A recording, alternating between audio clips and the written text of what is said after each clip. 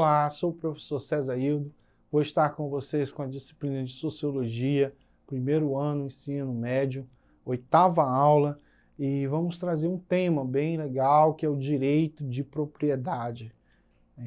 E para tanto, gostaria de compartilhar com você, aí no slide, a temática da nossa aula e os tópicos que iremos desenvolver. O direito absoluto em John Locke, sobre o entendimento humano dos tratados sobre o governo civil no pensamento de Jean-Jacques de Rousseau, a desigualdade, os fundamentos das desigualdades entre todos os homens também dele, no caso a crítica da economia política no conceito de Karl Marx, o direito na Constituição da República Velha e o direito de propriedade na nova Constituição. Vamos estar compartilhando com você o pensamento desse autor iluminista que vai fazer o divisor de água. Eu gostaria que você nos acompanhasse na leitura. Dos dois tratados, é uma obra do John Locke. Ele vai apresentar no primeiro tratado uma refutação ao patriarcado. No segundo tratado, ele vai defender o direito divino dos reis com base no princípio da autoridade paterna.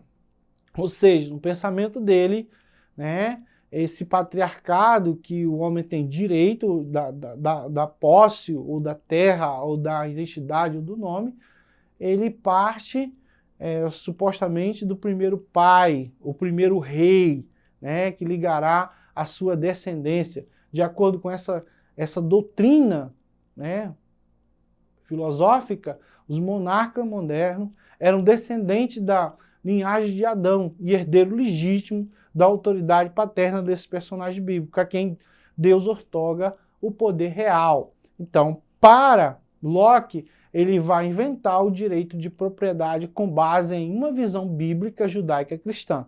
O direito de propriedade como direito superior a todos os outros direitos. Então, mesmo a própria vida. Para ele, quem era dono de alguma coisa tinha o poder e a tutela, ele só tinha porque Deus permitia que ele tivesse. Posterior a isso, a esse direito que ele levantou, sustentando a monarquia, se posicionou outros pensadores que são chamados contratualistas, porque tinha base no contrato social, que é Thomas Hobbes, quando ele propõe o livro, o Leviatã, que o homem moderno faz um acordo com o Estado para que o Estado fornecesse direitos de segurança, de vida, de educação e outras coisas, e John Locke com a sua teoria e Jean-Jacques de Rousseau. Então, nesses três contratualistas, nós temos pensamentos que se convergem, que se ligam a um movimento republicano, democrata, contrário ao pensamento de John Locke. Então vamos avançar. No caso, o primeiro liberal que vai levantar a bandeira contra essa questão do direito divino dos reis é Jean-Jacques de Rousseau na questão de propriedade. Então, no caso, ele vai fazer um apontamento a respeito do comentário que ele vai fazer de John Locke. Ele vai dizer uma das suas críticas sobre o poder que o monarca tinha sobre a terra, se ele não consegue garantir à sociedade humana o direito de propriedade, então a população tem direito de colocar outro no lugar. Daí John Locke foi o primeiro filósofo teórico de trazer essa ideia de revolução, e posterior, Jean-Jacques de Rousseau, ele vai fazer uma crítica no seu livro, e ele vai dizer o primeiro homem que inventou a cerca, ou seja, foi lá, fez um cercado, e disse aquele pedaço de terra ali seria dele, se a sociedade, observando aquela manifestação daquele primeiro homem, fosse lá e pegasse aquele homem e dissesse que é um impostor, quer ser dono de algo que não lhe pertence, nem por direito, nem por herança, matasse aquele homem, tirasse ele de cena, com certeza não teríamos a desigualdade social acentuada que hoje tem. Então vamos para a próxima. Segundo Rousseau, as teorias de Rousseau, na obra A Origem e os Fundamentos da Desigualdade entre Todos os Homens. Nessa obra, Rousseau abordará alguns dos temas essenciais para a filosofia política, a descrição do homem em estado de natureza, ou seja, o homem que está lá, o homem selvagem, um bom selvagem, quando ele não tem contato com a civilização, ele é bom. Mas se ele teve contato com o homem moderno, o homem civilizado, ele passou a ser um homem mau porque ele é corrompido pelos desejos, pela infame dessa sociedade. Então ele se torna um animal, né, sem direitos, sem organização. Então, dentro dessa questão da moralidade humana, né, apontada por Rousseau, os malefícios que essa sociedade moderna vai trazer para esse homem é justamente a divisão social, o direito de querer mandar no outro, de ser dono da propriedade da vida intelectual de outra pessoa. Então, ele vai fazer alguns apontamentos nessa obra: a origem da sociedade, o papel das invenções e das artes, a distinção entre desigualdade natural e desigualdade social, as causas da desigualdade social, o direito natural de cada um, a relação entre estado de natureza e sociedade civil e outros. Então, pessoal, um pensamento bem interessante de Rousseau, quando ele aponta, né, na sua célebre frase, ele vai dizer o seguinte: uma sociedade só é democrática quando ninguém for tão rico que possa comprar alguém, ninguém for tão pobre que tenha que se vender alguém. Então, essa é a frase que Rousseau deixa para o pensamento iluminista. Vamos nos voltar agora para o pensamento de Karl Marx, né? Karl Marx, ele é o principal crítico do liberalismo e do capitalismo, né, trazido por Adam Smith, e ele vai formular vários livros que vai compor o Capital. Num desses livros, né, é esse resumozinho que a gente fez para vocês aí: a propriedade, o trabalho de estranhamento, né? Esse estranhamento pode ser substituído pela palavra alienação. Então, em Marx, a gente vai ver o conceito de ideologia, a gente vai ter o conceito de trabalho, o conceito de alienação e de fetiche. Então, na obra que Marx vai trazer para a gente, faz essa crítica ao pensamento do seu mestre Hegel, né? Ele chega a considerar as obras de Hegel, ele chega a considerar o pensamento, a dialética, mas ele vai discordar de Hegel, né, na ideologia. E aí Marx vai dizer o seguinte, eu gostaria que você acompanhasse no slide, ele vai dizer: não é a consciência que faz o ser social, mas é o ser social que faz a consciência. Então, com isso, ele abre precedente para fazer a sua grande crítica, né? A crítica a Adam Smith, que é o patrono do capitalismo, e esse capitalismo que faz com que aconteça a estratificação social, divisão social, desigualdade social. Então, na visão de Marx, os economistas não podem explicar o fato das muitas contradições no sistema capitalista, que é totalmente desumano, né? No capitalismo, o trabalhador só tem uma propriedade, que é a força humana, né? A força de trabalho. E ao colocar a força de trabalho, né, no local do trabalho, ele vai perder a sua humanidade. E ao perder a humanidade, com certeza ele vai perder a vida. Então, ou seja, ao vender a força de trabalho, é igual à escravidão moderna. Então, para Marx, o proletariado não é o dono dos meios da sua vida, ele não é o dono da vida. Então, a grande crítica que Marx vai trazer é que aquele que é proprietário de alguma coisa, né, ele é proprietário da sua vida, tá? E aí, ao vender pelo trabalho, ao trocar pela força de trabalho, ele perde a vida. Então, diante de tal fato, nós gostaríamos também de trazer aí um ponto de vista bem legal no Código Civil de 1916.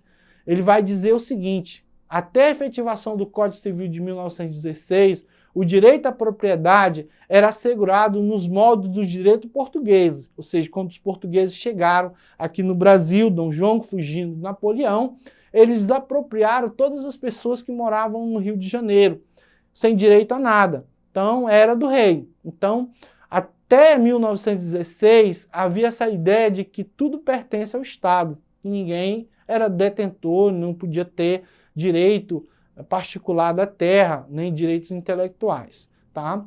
Agora, esse pensamento ele vai pendurar por muito tempo. No caso, nós estamos hoje vivendo a Revolução, né, Acreana.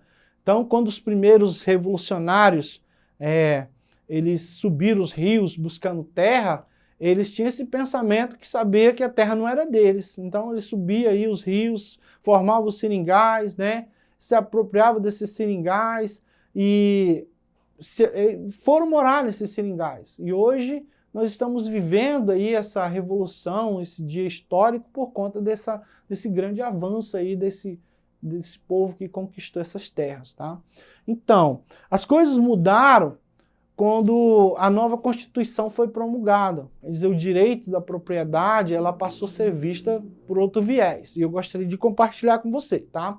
Então, na Constituição de 88, aperfeiçoou o sistema democrático nacional, certificando garantias pessoais e conjuntas, embora dando sinais de evolução já nos anos 30, sobretudo em 1946, quando era o governo de Vargas, integrando o direito pátrio. Só foi mais tarde que ela foi regulamentada, né, e constituiu em cabalmente a apropriação, ou seja, aquela pessoa ela podia, né, ser dono daquilo que ela conquistou com o seu trabalho, com os seus direitos intelectuais, com o seu direito, né, de divulgar o seu trabalho.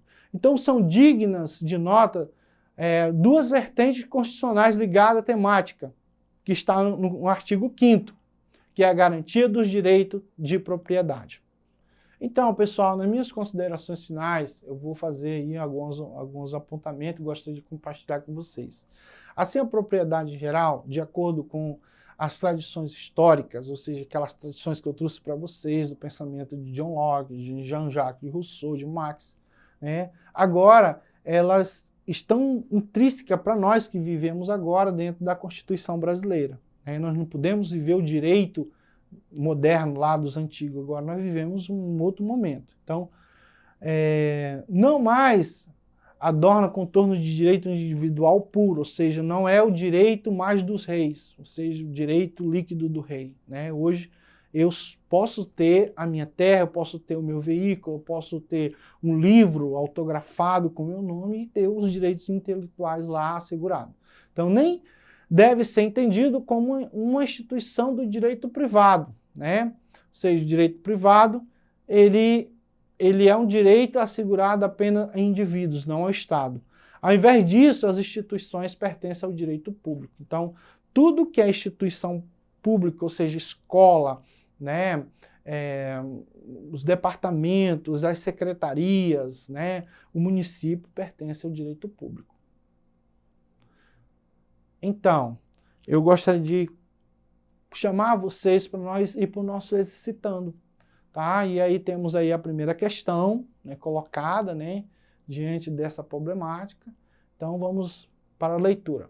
O homem nasce livre, por toda parte encontra-se a ferros. O que se crê, senhor dos demais, não deixe de ser mais escravo do que eles. A ordem social é um direito sagrado que serve de base a todos os outros. Tal direito, no entanto, não se origina da natureza, funda-se, portanto, em convenções. Então, a obra de Jean-Jacques Rousseau, né? Então, diante disso, vamos para as alternativas. A respeito da citação de Rousseau, é correto afirmar: A.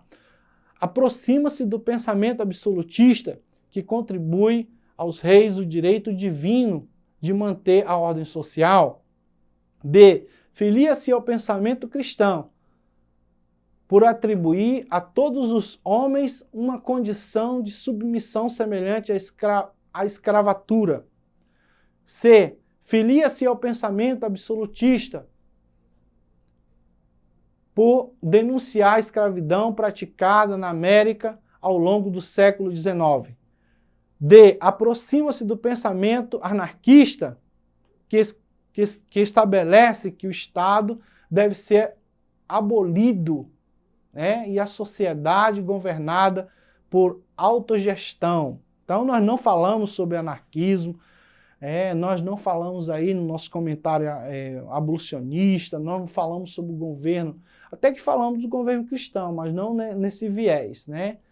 Então, a E vai dizer, aproxima-se do pensamento iluminista, ao conceber a ordem social como um direito sagrado que deve garantir a liberdade e a autonomia dos homens. Então, a nossa questão certa é a questão E. Então, o professor César vai ficar por aqui. Agradeço a você por participar dessa aula. Acesse a plataforma Edu, que lá está todo o conteúdo do primeiro ano, do segundo ano, terceiro ano de Sociologia. Até mais.